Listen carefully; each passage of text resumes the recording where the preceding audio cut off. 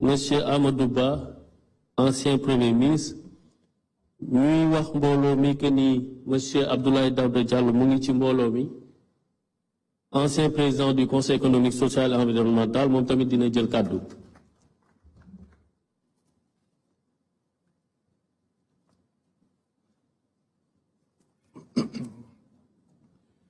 Je vous remercie. Monsieur le Président de la République, Monsieur le Président de l'Assemblée nationale, Monsieur le Premier ministre, Mesdames, Messieurs les membres du gouvernement, Monsieur le médiateur, aperçu, Monsieur le Président du Conseil national de régulation, Monsieur le Président le facilitateur du dialogue, je vous salue. Mesdames, Messieurs, permettez-moi de saluer d'emblée l'initiative de ce dialogue national. Malgré les turbulences, elle est un geste d'ouverture à magnifier. Nous, opposition républicaine, y prenons part, non par naïveté, mais par fidélité à nos principes, par foi en l'avenir et par amour pour notre patrie. Oui, le climat est tendu.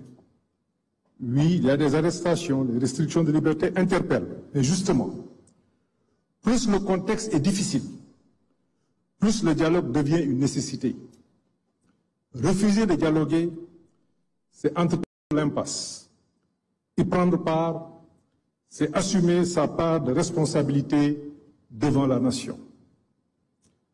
Ce dialogue s'organise autour de 3 axes que nous partageons. Le premier est celui des libertés publiques.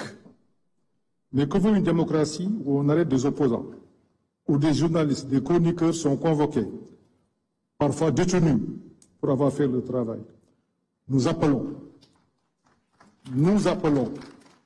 à un pacte national de pacification politique fondé sur la libération des détenus politique, l'indépendance des médias et des procédures judiciaires perçues comme justes et impartiales.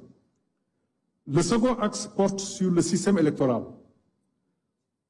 Donnons réalité au statut de l'opposition et de son chef, donnons à la Sénat les moyens et l'indépendance qui s'imposent, et sur l'inscription des jeunes, l'inscription automatique des jeunes majeurs au fichier électoral, nous estimons qu'une telle réforme aux implications profondes doit faire l'objet de consensus forts.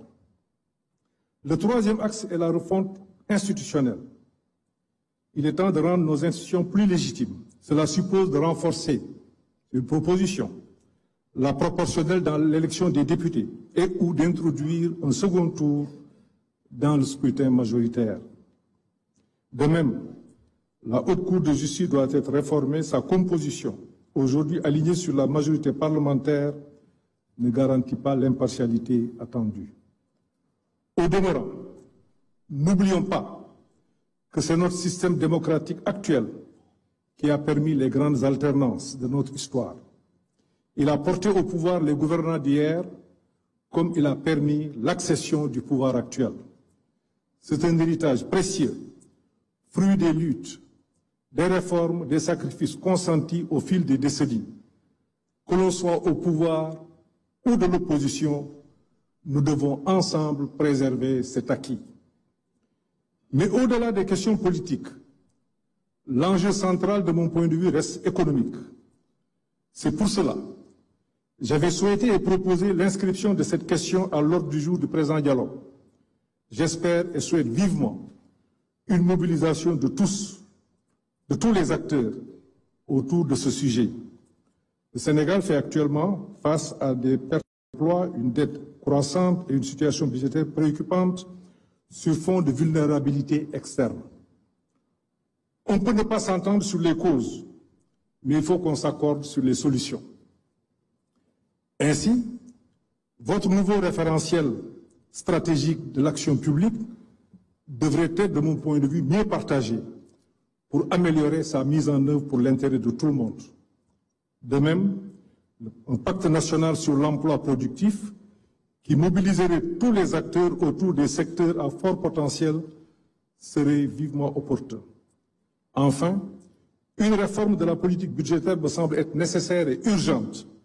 Elle ne peut plus attendre.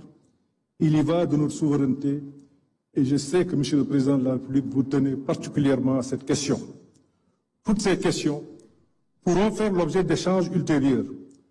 Toutefois, permettez-moi de noter qu'il va être difficile de faire fonctionner un levier, quel qu'il soit, dans un climat d'instabilité politique et sociale, au surplus dans un environnement international instable. C'est pour cela que j'ai parlé des questions économiques. Le Sénégal ne peut plus agir de notre point de vue par séquence. On n'a plus le luxe du temps long. Tout doit être engagé en même temps. Cela exige au moins 3 conditions. Une administration remobilisée et prête à se dépasser, le président Niasse en a parlé tout à l'heure. L'adhésion de la grande majorité est indispensable de la population. Il faut parler à l'âme de la nation, consolider le lien social, apaiser les tensions. Il faut qu'on se parle en toute sincérité. Et sur le plan international, nous devons renforcer nos partenariats dans un esprit de dignité, de confiance et d'efficacité. Sur le plan social, je salue la signature du pacte de stabilité qui a été important, mais allons plus loin avec une conférence sociale nationale. Enfin, je terminerai par la reddition des comptes. Aujourd'hui, nous traversons une séquence marquée par des révélations, audits, erreurs, exposés, pratiques, dénoncées. Tout cela peut être vrai. Mais l'histoire récente nous montre que ces vagues émotionnelles sont cycliques. À chaque alternance, scandale, sanction, oubli, et on recommence. Tirant les leçons, Monsieur le Président de la République, nous devons engager des réformes pour mieux protéger le patrimoine de l'État, au-delà des régimes et des contingences politiques. C'est ce qu'il faut au Sénégal. Monsieur le Président de la République, je rêve d'un Sénégal où l'opposition est écoutée, pas écartée, où le débat est loyal, constructif, pas agressif, où la critique est utile, pas criminalisée. Le Sénégal a besoin de nous tous. Majorité, opposition, société civile, en un mot, toutes les forces vives. C'est ensemble que nous pouvons bâtir un avenir de stabilité, de progrès et de dignité. Je vous remercie de votre aimable attention.